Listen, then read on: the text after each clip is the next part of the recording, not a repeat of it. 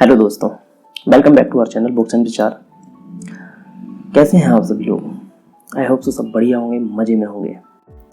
तो आज का हमारा टॉपिक है सेटिस्फैक्शन। टाइटल तो आप सब लोग पढ़ चुके होंगे। तो चलिए आज हम शुरू करते हैं अपने टॉपिक पे। आज का टॉपिक थोड़ा इंटरेस्टिंग होने वाला है। तो शुरू करने से पहले आप सभी को हैप्पी फ्रेंडशिप डे। चलो शुरू करते हैं, लेट्स बिगिन।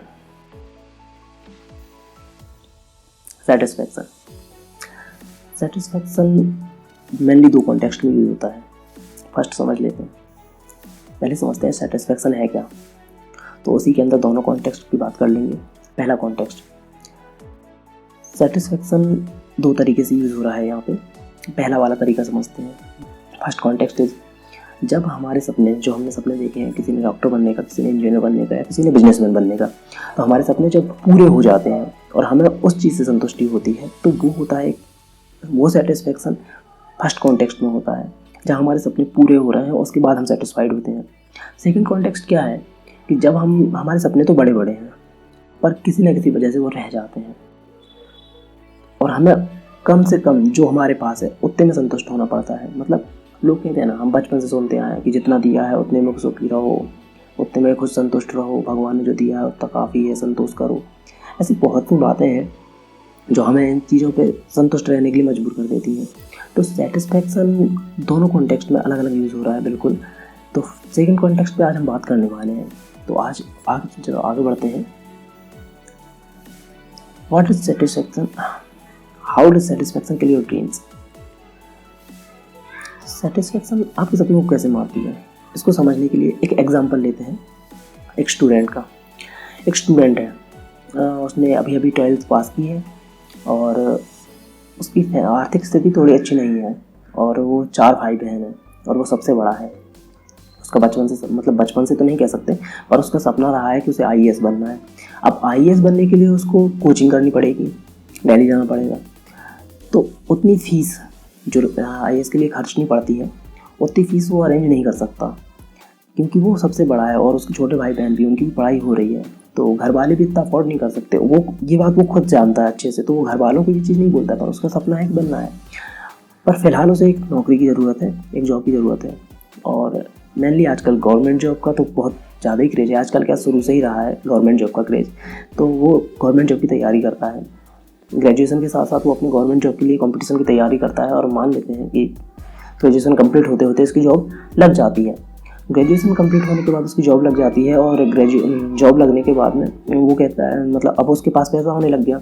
तो पैसा आने के साथ साथ अब सोचता है कि वो पढ़ाई कर ले, और उसकी जॉब कुछ खास नहीं, ग्रुप डी की जॉब है, ज़्यादा नहीं है।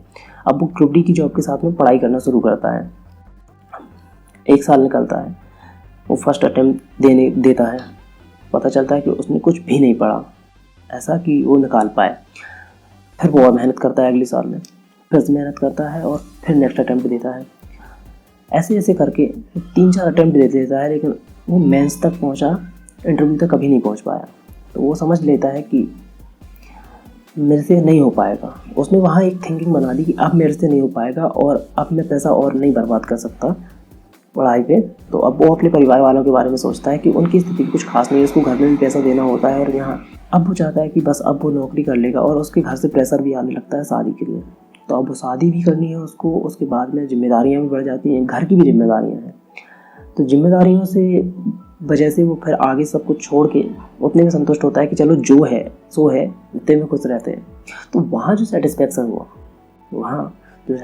हुआ वो सेकंड कॉन्टेक्स्ट वाला सेटिस्फैक्शन है। वहाँ आपके सपने फुलफिल नहीं हुए। अब वो सपने जो थे, आपने उन सपनों को मार दिया। तो यहाँ जो आपके सेटिस्फैक्शन ने आपके सपनों को मारा, ये वही है संतुष्टि आपके सपनों को कैसे मारती है। यहाँ संतुष्टि नहीं आपके सपनों को मारा है। अगर आप हालातों से लड़ते हैं, कुछ और मेहनत करते, हो सकता है 4 अटेम्प्ट में नहीं निकला, अगले अटेम्प्ट में निकल जाते आप। तो कई बार ऐसी वजह हो जाती हैं, कुछ न कुछ स्थिति जहाँ आप अपने से, मतलब सेटिस्फैक्शन ही आपके सपनों को मार देती है। आप वहाँ संतुष्ट होने लगते हैं धीरे धीरे करके। आप जितना लंबा समय देते हो ना किसी चीज़ के लिए, अब मान लो एक जॉब में आप तैयारी कर रहे हो, तैयारी कितनी दिन करोगे, एक क्रेज रहता है, उम्र रहती है, एक रिदम रहती है, टूट जाती है वो रिदम, ऐसे रीजन्स बनने लगते हैं। तो इस तरीके से मैं आपको समझाना चाह रहा हूँ कि संतुष्टि आपके सपनों को मारती है। आप क्यों सेटिस्फाइड हो रहे हो इतनी सी बात में, जब आपको पता है कि आपको बहुत दूर तक जाना है। आगे बात करते हैं कि आप संतुष्ट हो क्यों जाते हैं। आप देखो, बात वही आ गई ना, संतुष्ट हो क्यों जाते हो। संतुष्ट होने का सबसे बड़ा रीज़न ये है कि आपकी परिस्थिति आपको संतुष्ट हो जाने देती है।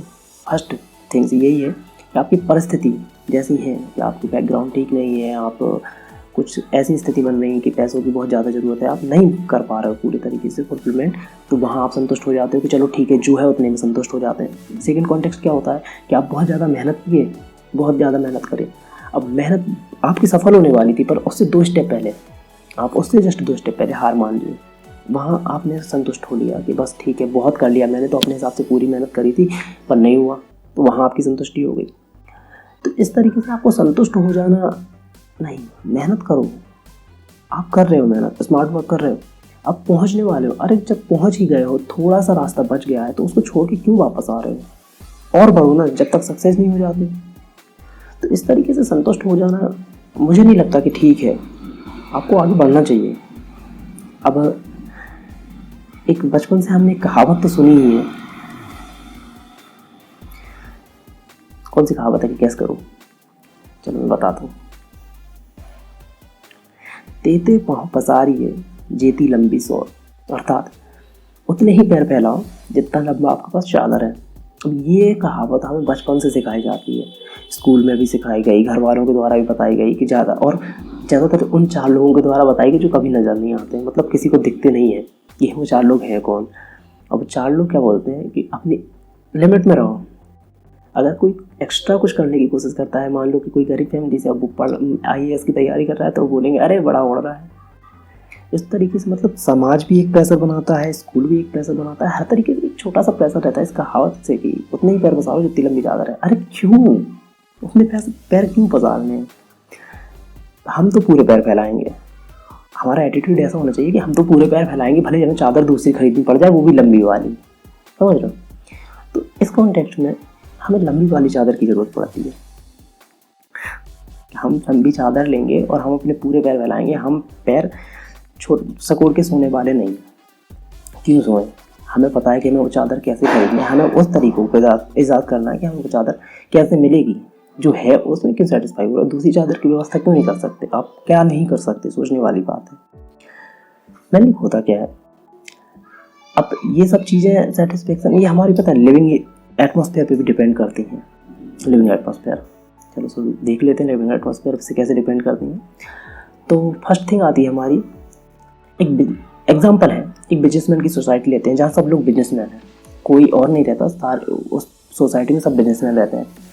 अब ज़्यादातर चांसेस हैं, 90% चांसेस कह सकते हैं इस चीज़ को, मैं शेयरली पूरा नहीं कह रहा हूँ, मैं अधिकतर बोलता हूँ, ठीक है।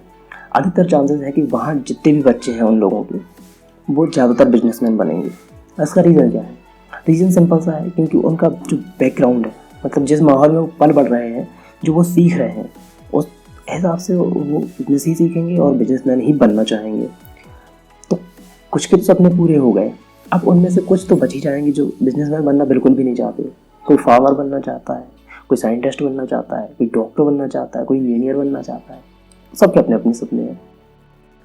लेकिन फैमिली का बिजनेस इतना ज़्यादा है कि कभी उनके प्रेशर है, कभी वो उस बिजनेस को देख के अपने सपनों को पूरा करना ही नहीं चाहते, मतलब करना नहीं चाहते, इससे मतलब ये है कि करना तो चाहते हैं पर वो कर नहीं पाते अपने बिजनेस की वजह से। कुछ ना कुछ ऐसे रीजंस हो जाते हैं कि वो लोग अपने सपनों को पूरा नहीं कर पाते। तो ये यहाँ भी एक सेटिस्फेक्शन है कि अब बिजनेस तो है, यही सोच के अरे यार बिजनेस तो है, क्या करना है, चलो ठीक है, जो है सो है, पैसा तो है। सेकेंड कॉन्टेक्स्ट में चलते हैं, सेकेंड एग्जाम्पल, सर्विसमैन सोसाइटी। अब एक सोसाइटी है जहाँ पे सब लोग जॉब वाले रहते हैं, गवर्नमेंट जॉब वाले सभी लोग हैं। अब वहाँ चांसेस क्या है सबसे ज़्यादा कि वो बच्चे गवर्नमेंट सर्विस में ज़्यादा जाएंगे, और गवर्नमेंट सर्विस में जाएंगे तो ज़रूरी तो नहीं है कि 100% बच्चे सब गवर्नमेंट जॉब में ही जाना चाहते हो। फिर वही बात आ गई, किसी का सपना बिजनेस में बनने का हुआ तो वहाँ दिक्कत क्या आती है कि उनके पेरेंट्स समझाते हैं कि इतना पैसा नहीं है कि हम रिस्क ले सकें।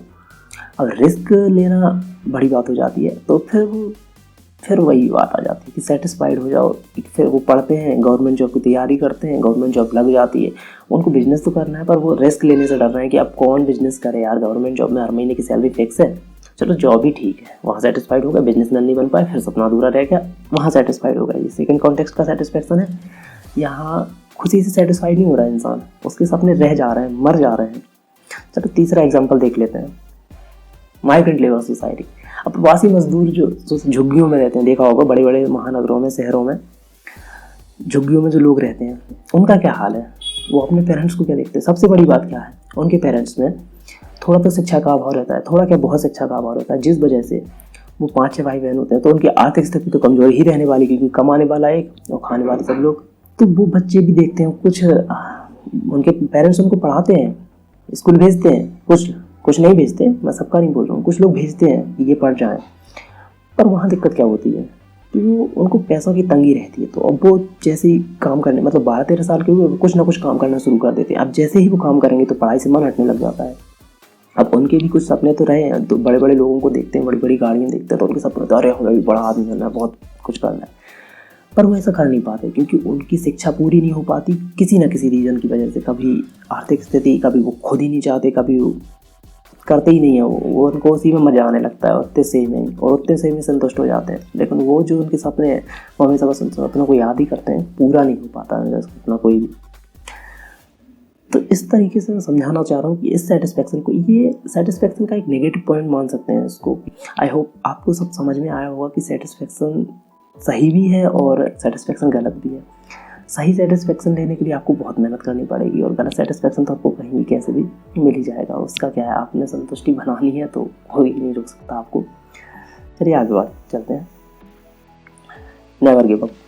अब ये सेटिस्फेक्शन, जो फर्स्ट सेटिस्फेक्शन है, उसके लिए रिपोर्ट, कभी भी हार मत मानो। अब तैयारी कर रहे थे या हालात जैसे भी थे, उन हालातों से लड़ते, वहाँ से आगे निकलते। वहाँ से आगे निकलने के बाद एक बार आप अपने सपने पूरे कर लेते, तो जो सेटिस्फेक्शन आपको मिलता है, उन 4 लोगों से क्या लेना देना, कुछ नहीं। वो 4 लोग उसके बाद वाहवाही करेंगे, पहले वो आपको मजाक उड़ाएंगे, फिर उसके बाद आपको वाहवाही करेंगे। तो आपको ना गिव अप नहीं करना है, कभी भी गिव अप बिल्कुल भी नहीं करना है। आपको गिव अप कब तक नहीं करना है, जब तक आपके सपने सच नहीं हो जाते, तब तक आपको संतुष्ट बिल्कुल नहीं होना है। Don't be happy, be satisfied until your dreams come true. तो आज का टॉपिक यही था। अगर टॉपिक पसंद आया हो, ये मेरी राय थी, अगर टॉपिक पसंद आया हो तो उसको लाइक शेयर सब्सक्राइब जरूर करना, और मेरे विचार पे आपकी क्या सहमति है, आपके क्या विचार है, कमेंट में ज़रूर बताना। Thanks for watching. Like share subscribe करना बिल्कुल भी मत भूलना, और हाँ, शेयर ज़रूर करना सब फ्रेंड्स के साथ, फैमिली रिलेटिव सबके साथ। ऐसा कोई वीडियो जो मेरे चैनल से आता है, सब आप जितना ज़्यादा शेयर करेंगे उतनी जल्दी अपनी फैमिली बढ़ती जाएगी और वीडियो इम्प्रूव होते जाएंगे, और अच्छे अच्छे टॉपिक पे आपके लिए वीडियो लेके आता रहूँगा हमेशा। चलिए मिलते हैं अगली वीडियो में।